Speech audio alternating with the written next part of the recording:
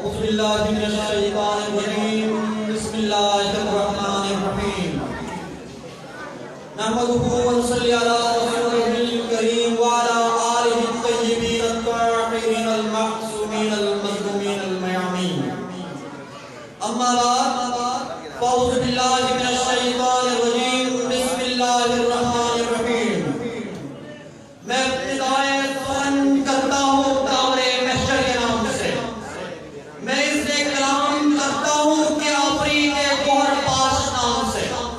میرے خیالوں کو محمیز کرتا ہے تو میرے صبح جس کی یاد میں میری شام جس کے نام سے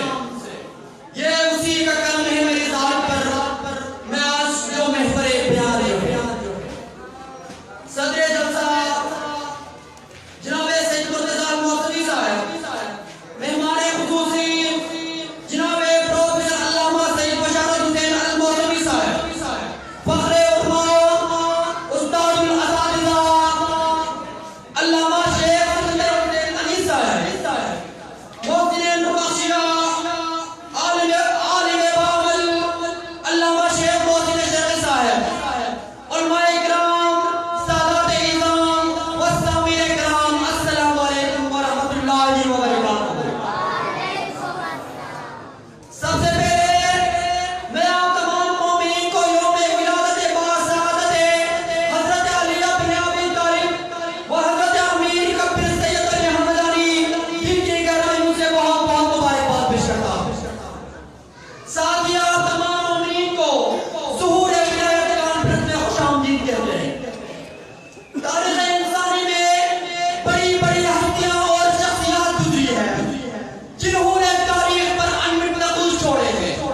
ہر شخصیت کے اندر کوئی نہ کوئی ایک صفت ہوتی ہے جو اسے دوسرے افراد سے ممتاز کرتی ہے آج آپ اور میں یہاں جمع ہو کر دو ہستیوں کی ولادت کا جشن منا رہا ہے ایک وہ ہستی ہے جن کو دنیا امیر المؤمنین حیدر کرار حضرت علی بن ابی طالب کے نام سے جانا جاتا ہے آپ وہ ہستی ہیں جن کو اپنوں اور پیغاموں نے موضوع بحث بنایا مسلمان مفکرین دانشوروں علماء کرام ارباب اور ہر طبقہ فکر سے تعلق رکھنے والے لوگوں نے کسی نہ کسی عنوان سے ان کے ساتھ کو محور گفتگو بنایا کیوں نہ بنائے سوال جنم لیتے ہیں کیوں نہ بنائے کیونکہ حضرت علی خاتم الانبیاء کا وسیع من کنتم مولا فہذا علی مولا کا مالک امامت کا پہلا ستارہ بدر و حنین کا غازی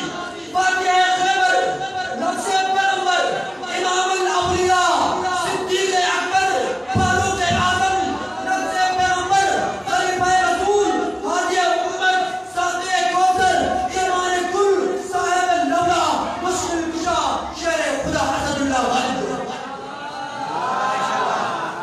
دوسری ہستی کی برادر باسعادت